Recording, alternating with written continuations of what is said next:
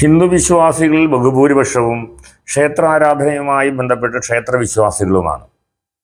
പക്ഷേ ക്ഷേത്രത്തിൽ പാലിക്കപ്പെടേണ്ടിട്ടുള്ള പല കാര്യങ്ങളും ഇവർക്ക് അറിയില്ല എന്നുള്ളതാണ് ഒരു നഗ്നസത്യം.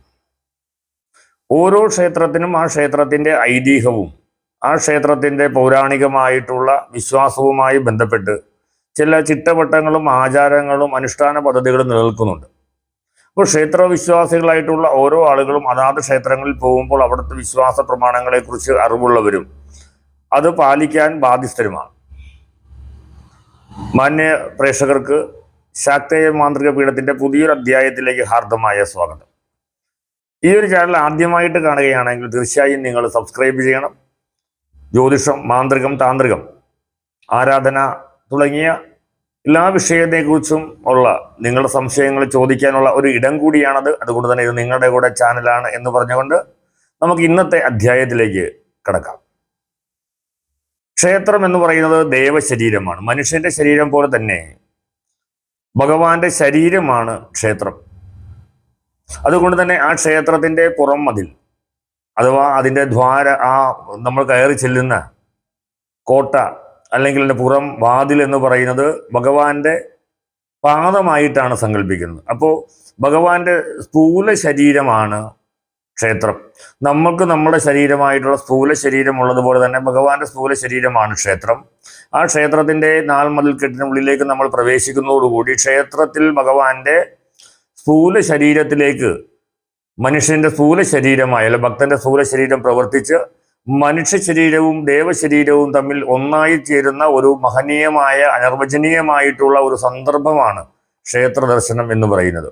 അതുകൊണ്ട് തന്നെ ക്ഷേത്ര ദർശനം എന്ന് പറയുന്ന വളരെയധികം ശക്തിയുടെ ഒരു ഊർജ സ്രോതസ്സാണ്, ഊർജ കേന്ദ്രമാണ്. അവിടെ ആ ക്ഷേത്രത്തിലേക്ക് പ്രവേശിക്കുമ്പോൾ നമ്മുടെ ശരീരത്തിന്റെ ഊർജ നിലയേക്കാൾ വളരെ കൂടുതലായിട്ടുള്ള ഒരു ഊർജ നില കൂടി ആ ക്ഷേത്രത്തിനുണ്ട് എന്നുള്ളതാണ് സത്യം.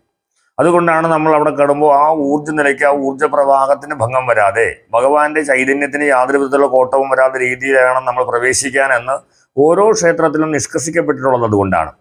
അതുകൊണ്ട് തന്നെയാണ് നമ്മൾ കുളിച്ച് ശുഭ്രവസ്ത്രധാരികളായിട്ടാണ് നമ്മൾ ക്ഷേത്രത്തിലേക്ക് പ്രവേശിക്കുക. നമ്മൾ നടന്നു വരുന്നവരാണെങ്കിലും ഏത് തരത്തിൽ വരുന്നവരാണെങ്കിലും ആ തീർത്ഥക്കുളത്തിൽ കാലെല്ലാം കഴിയും ഒന്നുകൂടെ തന്നെ ഇന്ദ്രിയങ്ങളെല്ലാം ശുദ്ധീകരിച്ചുകൊണ്ടാണ് അങ്ങോട്ട് പ്രവേശിക്കുന്നത്. പക്ഷേ പലപ്പോഴും നമ്മൾ അറിഞ്ഞോ അറിയാതെയോ ചെയ്യുന്ന ചില ചെറിയ ചെറിയ തെറ്റുകൾക്ക് പോലും വളരെ ദൂരവ്യാപകമായിട്ടുള്ള പ്രത്യാഘാതങ്ങളും ദോഷങ്ങളും നമ്മൾ അനുഭവിക്കേണ്ടി വരുന്നുണ്ട് എന്നുള്ളതാണ് സത്യം. അത്തരമൊരു ദോഷത്തെക്കുറിച്ചിട്ടാണ് ഞാൻ ഈ ഒരു വീഡിയോയിലൂടെ ഈ ഒരു അധ്യായത്തിൽ നിങ്ങളുമായി പങ്കുവയ്ക്കുന്നൊരവസ്ഥ. ഇത് നിങ്ങൾക്കെല്ലാം അറിയാവുന്ന ഒരു കാര്യം കൂടിയാണ്. എങ്കിൽ പോലും അറിഞ്ഞുകൊണ്ടോ അറിയാത്തത് കൊണ്ടോ നമ്മൾ പലപ്പോഴും ഇത് അനുവർത്തിക്കുന്ന അല്ലെങ്കിൽ നമ്മൾ തുടർച്ചയായി ലംഘിക്കുന്ന ഒരു ആചാരമാണ്, ഇല്ലെങ്കിൽ തെറ്റ് വരുത്താറുണ്ട് എന്നുള്ളതാണ് സത്യം. ഇനി എന്താണ് അവിടെ വരുത്തുന്ന തെറ്റെന്ന് ഞാൻ പറയാം. ക്ഷേത്രത്തിൽ പ്രവേശിച്ച് ദർശനം പൂർണ്ണമായി കഴിഞ്ഞാൽ ഓരോ ക്ഷേത്രത്തിലെയും അവിടുത്തെ പ്രസാദം, അതായത് നമുക്ക് തരുന്ന, ചിലപ്പോൾ അവിടെ തരുന്നത് ചന്ദനമാകാം, ചിലയിടത്ത് നമുക്ക് തരുന്നത് ഭസ്മമാകാം, ചിലയിടത്ത് തരുന്നത് കുങ്കുമമാകാം, അങ്ങനെ ഓരോ സ്ഥലങ്ങളിൽ മഞ്ഞപ്പൊടിയാകാം. അങ്ങനെ ഓരോ ദേവനുമായി ബന്ധപ്പെട്ട അവിടെ നിന്ന് ചാർത്തുന്ന ആ പ്രസാദം നമുക്ക് നൽകാറുണ്ട്. അതിൻ്റെ കൂടെ ഭഗവാന് ആ അർച്ചന നടത്തിയ പൂക്കളും ഒക്കെ തരാറുണ്ട്.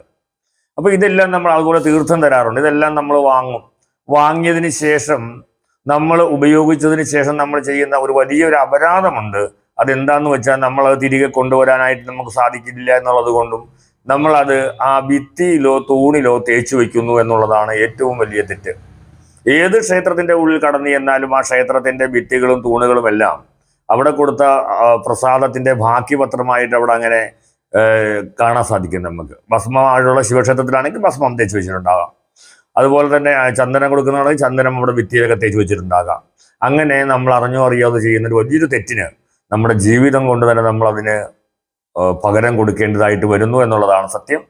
അതുകൊണ്ട് അവിടെ നിന്ന് തരുന്ന ആ ഭഗവാന്റെ ചൈതന്യം ഉൾക്കൊള്ളുന്ന ആ ഒരു പ്രസാദം നമ്മൾ വാങ്ങി ഉപയോഗിച്ചതിന് ശേഷം ബാക്കി വരുന്നവ തൂണിലേക്ക് അങ്ങോട്ട് തേച്ച് വയ്ക്കുന്നതോടുകൂടി ആ ഭഗവാന്റെ ബാഹ്യമായ അല്ലെങ്കിൽ സ്ഥൂലമായ ശരീരത്തിനെ നമ്മൾ അശുദ്ധിയാക്കുന്നു എന്നുള്ളതും നമ്മൾ അശുദ്ധിയാക്കാൻ നമ്മളൊരു കാരണമാകുന്നു എന്നുള്ളതാണ് സത്യം.